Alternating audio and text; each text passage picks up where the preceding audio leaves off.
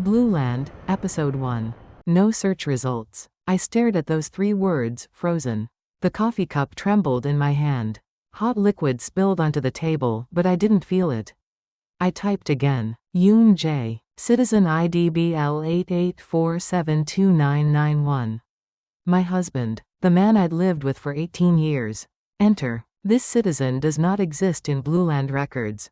Does not exist. In this country, those words meant something more complete than death itself. 3 hours ago, everything was normal. 7 a.m. Mornings in BlueLand always began with the same rhythm. Traffic lights changed at exactly 0 seconds. Drones crossed the sky along programmed routes. Soft voices flowed from speakers. Good morning, citizens. This is your optimal wake time. I didn't need to look outside to know. 3 vehicles would be passing by. Solar panels on rooftops would be tilted at 15 degrees. Everyone on the street would be walking at maximum efficiency. A perfect morning. A predictable day. I loved that stability. No, I depended on it. While brewing coffee in the kitchen, I habitually opened my terminal. LifeCore. The central AI system every BlueLand citizen accessed each morning. From birth to death, every moment of our lives was recorded, managed, and protected within it. Ironically, I worked inside that very system. AI Administration Bureau. Citizen Data Management Department. My job was simple: organizing people's lives. In 5 years, I'd never seen a system error.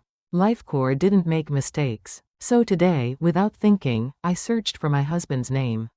Yoon-jae had left for Frostland 3 days ago on business. Communication disruptions were common there. I just wanted to check his status. I typed, enter. The loading screen lasted slightly longer than usual. And then, no search results. I smiled. Must be a typo. I typed again, slowly, precisely. Yoon-jae. No search results. I entered his citizen ID. This citizen does not exist in BlueLand records. Marriage code. Spouse information none. Family code. Family members oneself. Medical records. No records found. My fingertips went cold. I opened my own profile. Citizen Seo-yeon single status.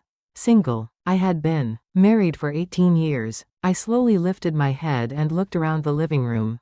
My husband's slippers sat neatly at the entrance. His cup was on the table. Everything was still there, but inside LifeCore, he had never existed. A small red dot appeared at the top of the terminal screen. Abnormal search pattern detected. Then a familiar voice flowed from the room's speaker. Citizen Seo-yeon. I instinctively straightened my back. A personal call from LifeCore. This wasn't a regular notification. Repeated identical searches may affect system stability.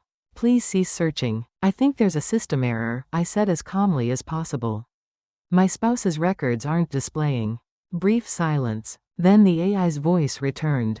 Lower this time. The individual in question has never existed in the BlueLand database. Never existed. In that moment, I understood. This wasn't an error. LifeCore didn't make errors. LifeCore didn't acknowledge errors, which meant only one possibility remained. My husband hadn't gone missing. He'd been deleted, intentionally, completely, by the state. A final warning appeared on screen. Caution: unnecessary data access may affect your personal citizen grade. I slowly set down the terminal. My hands were shaking, but it wasn't just from fear. It was because for the first time, I felt doubt. Was Yoon-jae really the person I thought I knew? Or had he been hidden from me from the very beginning? I first met Yoon-jae exactly 20 years ago. My first day assigned to the AI Administration Bureau. I sat sweating at an unfamiliar desk. You can't touch that without permission. A low voice came from behind. I turned to see a tall man standing there. You triggered a permission error. Your account will lock if you continue. Instead of answering, he came beside me and pressed a few keys. The screen blinked and returned to normal. Thank you. He just nodded and returned to his seat. A man of few words. I learned his name about a month later. Yoon-jae, AI System Design Team. 3 years my senior. One day after work, when only the 2 of us remained in the elevator, he spoke first. Isn't it dangerous to live alone in this country? I laughed at the sudden question. Living alone is safer. No one to be responsible for. He thought for a moment, then said, then what about being together, but not interfering with each other? I couldn't tell if that was a proposal or a joke. But strangely, I liked it. In BlueLand, marriage wasn't about emotion. It was about efficiency. We signed papers in a small registration office beneath City Hall. No guests, no rings, no kiss, just a mark in LifeCore showing we were connected. But on the way home, he said, Seo-yeon, I think this choice might not be ordinary. What do you mean? I don't know, just a feeling. He looked up at the sky. But with you, I think I can survive in this country. I didn't understand what he meant then. I'm still not certain now. But one thing was clear. Yoon-jae was always careful. He chose his words deliberately. He had a particular expression when looking at terminals. Sometimes when he looked at our child, his eyes were sad. I thought it was just his personality. But the night before he left on his trip, he said something strange. If there's ever a problem with my records. I laughed. As if, you're the one who builds the system. He didn't respond. He just held my hand and said very quietly, you're never alone. It sounded like comfort at the time. But now, thinking back, it might have been a warning. I sat on the living room sofa holding his cup. Coffee stains remained, the last traces from 3 days ago when he drank from it. But in LifeCore, there was nothing. Not even a trace of his existence. The terminal vibrated again. This time it was a message. Sender AI Administration Bureau, Personnel Department. Citizen Seo-yeon, urgent interview request. 3 p.m. Main building, investigation room. Investigation room, that's where problematic citizens went. I slowly stood up. I had a feeling Yoon-jae hadn't disappeared. I had touched something I shouldn't have. And now it was time to pay the price. The child woke at exactly 7:30 a.m. In BlueLand, children wake according to LifeCore's optimal sleep rhythm. I stood outside the child's room, taking a deep breath. I hadn't slept at all last night. But in front of the child, I had to act normal. I opened the door. Good morning. The child nodded while folding the blanket.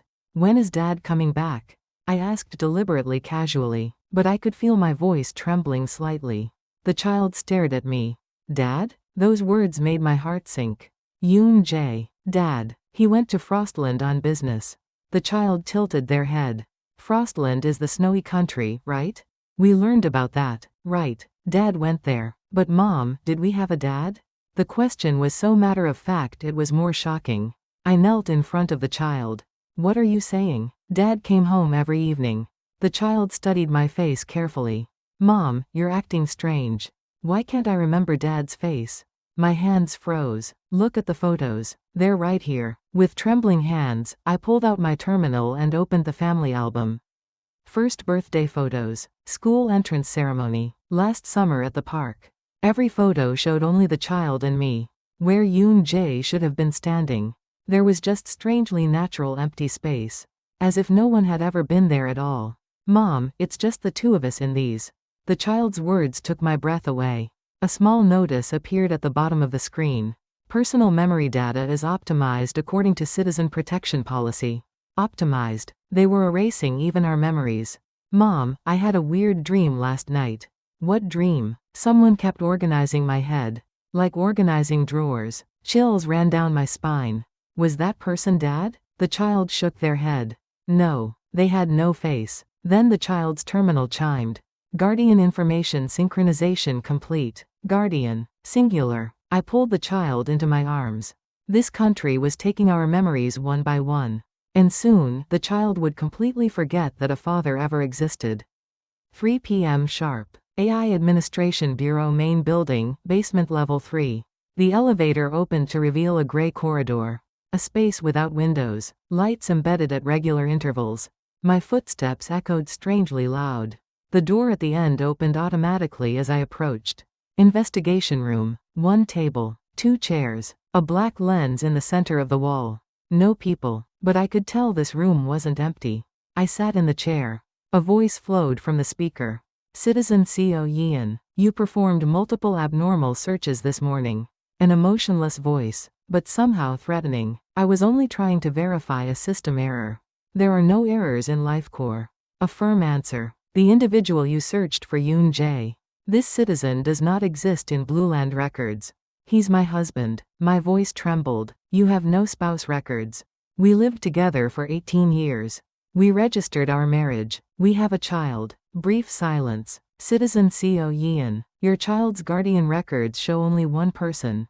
The screen changed. My child's profile. Guardian Seo-yeon mother. The father field was empty. False memories can occur due to stress or fatigue. The AI was treating me like a liar. Recommendation: 2 weeks rest and cognitive recalibration program. Cognitive recalibration? Standard procedure for correcting memory errors. Refusal may affect your citizen grade. Grade. In this country, a lower grade meant losing everything. But I couldn't admit to being crazy. Give me time to think. You have 72 hours. The screen went dark. The door opened. While waiting for the elevator, someone appeared from a side corridor. A woman who looked about 40. Gray suit. As she passed me, she whispered very quietly. Tonight, 10 p.m. Subway line 7, last station. Then she disappeared as if nothing had happened. I stood there, dazed. That single sentence felt like a lifeline. Subway line 7, last station. 10 p.m. The platform was empty. 5 minutes. 10 minutes. No one appeared. I was about to leave when a small sound came from the wall. A maintenance door was opening. Come in. Quickly. A narrow passage. Someone led the way in darkness. We descended stairs. Down further. Then a door opened. A large underground space. About 20 people gathered. The woman from earlier stepped forward. Welcome, Seo-yeon. I'm Elia. Where is this? Deleted citizens. A gathering of the erased. She spoke calmly. We've all had experiences like yours. Family, friends, lovers suddenly ceased to exist. People around quietly nodded. BlueLand claims to be a perfect system, but it's actually maintained by eliminating imperfect elements. Imperfect elements? People who question the system. People who try to step outside the rules. And people who learn the truth. Was Yoon-jae one of those people? Elia nodded. Yoon-jae is a special case. He wasn't simply deleted. He was separated and archived. Separated and archived? It means he wasn't completely erased. Somewhere, he still exists. My heart began racing. Where? Elia activated a hologram on the ceiling. A map appeared. BlueLand. And much further north, Frostland. A single red dot blinked. Here, Arctic Transfer Node 12. Is he alive? Elia hesitated briefly. We're not certain. But his signal is being detected. Hope ignited. What do I need to do? Elia looked at me directly. Next week, you'll be assigned to review Frostland-related materials. We arranged it. Your only task is to confirm whether Yoon-jae is still on your side. Those words settled heavily in my chest. Did Yoon-jae really choose me? Or had he been using me from the start? Elia activated another hologram. 3 faces appeared. We have 20 minutes. We can save 2 people. 1 adult, 1 child. First a man. Second a woman. Third an 8-year-old child. The first person is a technician who worked on Frostland redesign lines. He leaked important data. With that data, we can delay next month's major redesign. The second is a data analyst. She knows system vulnerabilities. The third is just a child. No useful information. Murmurs arose among the people around us. Why are you showing me this? My voice trembled. Because you need to understand, Elia said. This system doesn't allow us to be good. We've always had to sacrifice something. She looked at me directly. Seo-yeon, the reason you're here is to see what kind of person you'll protect. It sounded like a test. My child's face floated into my mind. How much time do we have? 20 minutes. After that, both will disappear. The space went quiet. People didn't look at me. They knew this choice was mine alone. In that moment, I realized for the first time. These people weren't victims. They were another form of choosers. Elia said quietly one last time. Here, right and wrong have no meaning. Only results remain. Elia didn't turn off the hologram. Instead, she dimmed the light slightly. Seo-yeon, your husband wasn't a typical deletion target. Even the people around seemed to hold their breath. What do you mean? Yoon-jae's records weren't deleted.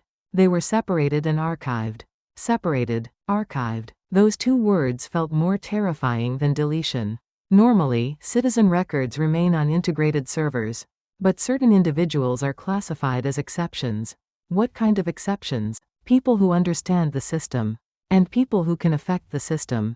She manipulated the hologram again. A structural diagram appeared. Layered circles. BlueLand on the outermost ring.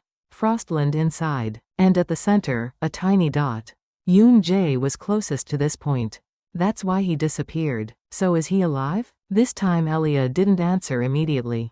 The only person who can answer that precisely is in Frostland. We've known Yoon-jae's name for a very long time. Since before you were called to the investigation room. My heart slowly but clearly sank. Why? Because he left us a choice. He could have been deleted, redesigned, or left as nothing. But he chose none of those three. What does that mean? Yoon-jae didn't let the system choose. He made himself a variable. In that moment, all of Yoon-jae's carefulness connected in my mind. So he's a dangerous person? Dangerous is a relative term. What's certain is that he's still affecting the system. That's why you're here. We can't approach Yoon-jae. But you can. It sounded less like a request and more like an assignment. I can't do anything. Elia smiled slightly. Not yet. But soon you'll understand why Yoon-jae chose you. The hologram went completely dark. In the darkness, I felt one thing clearly. My husband hadn't disappeared. He intentionally remained at the center. Elia said nothing, just raised her wrist. The underground space's lighting dimmed further. From now on, it's better not to record what I say. Someone nodded. Someone else looked down at the floor. You're already under observation, so there's no need to be careful. Already caught, so nothing left to hide. Elia reactivated the hologram. This time, not a city map but transport records. Date, time, origin, destination, and a red dot. Frostland Arctic Transfer Node 12. My heart beat quietly. This is Yoon-jae's last movement record. Deleted from official records, but we don't trust completely erased logs. Since this time, Yoon-jae hasn't accessed BlueLand's interior once. But strange patterns keep being detected from Frostland. I stared at the red dot on the map. North. Very far. Beyond BlueLand's order. We can't enter Frostland. Direct approach is immediately detected. So we don't send people. Then how? You're not a person. At least not by Frostland's standards. She explained quietly. Yoon-jae's records weren't completely deleted. Separated and archived means a connection still remains. And that connection is family. She lightly indicated my chest. Frostland trusts emotional data more than blood or legal relationships. My child's face flashed through my mind. The emotional records between you and Yoon-jae haven't been completely organized. From the system's perspective, that's an unstable element. We'll use that instability. Specifically, what do I need to do? My voice was calmer than I expected. Next week, you'll be officially assigned to review Frostland-related materials. That's the last legitimate channel we can manipulate. Within that, we'll try to confirm Yoon-jae's current status. And, Elia stopped. What you need to confirm is just one thing. Whether Yoon-jae is still on your side. That question settled heavily in my chest. I gave no answer. That's all for today. Go back and live as if nothing happened. BlueLand favors those who are best at that. People scattered one by one into darkness. Elia said to me lastly. Seo-yeon, from now on, choose your questions carefully. Some questions are more dangerous than answers. I walked alone through the underground passage. While ascending to the surface, only one thought wouldn't leave my mind. Did Yoon-jae use me?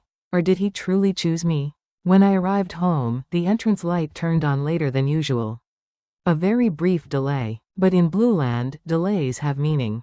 The terminal vibrated slowly, this time with an official notification sound. Citizen Seo-yeon. Citizen grade change notice. I exhaled. I'd expected this, but seeing it in text made my body react first. Previous grade B+, new grade C, simple text. But that one line was changing the boundaries of my daily life. Grade C, not illegal but not recommended. I scrolled past the notification. Applied restrictions night movement advisory partial data access restriction guardian suitability review. My hand stopped at the last item. Guardian suitability. My child's face came to mind. I entered the living room and set the terminal on the table. Then a door opening sound came from the child's room. Mom? The child's voice was normal. But that normalcy now felt slightly strange. It's okay. Sleep. I spoke as naturally as possible. The child came out in pajamas, holding a water cup. Something weird happened at school today. My heart sank at those words. What happened? The teacher asked me lots of questions. About Dad. The child set down the cup and stood beside me. But I said I didn't really know, and she said it's okay. Memories can change. Those words were too familiar. Chills ran down my spine. Then she talked about you, Mom. Said you look tired lately. That was observer language, not teacher language but report language. The terminal chimed again. Minor citizen protection alert. Guardian environment inspection scheduled. I closed the screen in front of the child as if turning it off. Let's sleep now. I put the child to bed and covered them with a blanket, trying to smile. The child fell asleep quickly. Only after confirming the child's breathing became regular did I leave the room. The living room was too quiet. In that silence, I felt one fact clearly. The choice I made wasn't just my problem. It was reaching my child. And in that moment, one last notification appeared on the terminal screen. Warning. You are currently classified as behaviorally unstable. Unstable. I read that word slowly. In BlueLand, being unstable meant being a management target. After closing the child's door and entering the living room, the air inside felt unnaturally ordered. So ordered that it felt like someone had already swept through once. I didn't turn on the lights. I sat on the sofa in darkness, staying still for a moment. In this country, even time spent still has meaning. Especially for observation targets. I tried not to turn on the terminal. I'd received too many notifications that day. Too many sentences had passed through my mind. But the terminal woke on its own, regardless of my will. An unfamiliar interface appeared on screen. Not LifeCore. Not the Administration Bureau system. Not deleted Citizen's unofficial channel. A white screen. A slowly rotating blue circle in the center. And a small sentence. Connection request detected. I read that sentence again. Request. Not notification. Not question. Request. My fingertips went cold. Two options appeared at the bottom of the screen. Decline, and wait. There was no option for accept. Decline, or wait. I could tell these options reflected someone's intention. Accept was already beyond my authority. I selected wait. The blue circle rotated slightly faster. A faint vibration came from the terminal. Then a new sentence appeared on screen. Emotional link verified. Emotional connection. Those words pressed hard against my chest. The next sentence followed. Family identifier confirmed. Family. I drew in breath. The screen blinked briefly, then unfamiliar coordinate values began listing. Frostland node 12 status active. Below that, a line slowly appeared. Do you remember who you are? Seeing that sentence, I felt like my heart stopped. That question wasn't from the system. Not from AI. It was too human. I stared at the screen with trembling hands. There was no space to type a reply. It only let me see that sentence. Then a very small sound came from the child's room. I instinctively turned my head. Nothing had happened. The child's breathing remained regular. When I looked back at the terminal, a final sentence had been added. Connection pending. Please remain available. Wait. Wait again. But this time I knew. This wasn't waiting. It was a summons. I didn't turn off the terminal. Sitting on the sofa in darkness, I waited for Frostland. End of episode 1. Epilogue teaser. A faint voice in darkness. Seo-yeon. The terminal screen flickers. I knew you would find me. Yoon-jae's face appears as a hologram. But something is different. But now, I can't go back. The screen goes dark. To be continued in episode 2.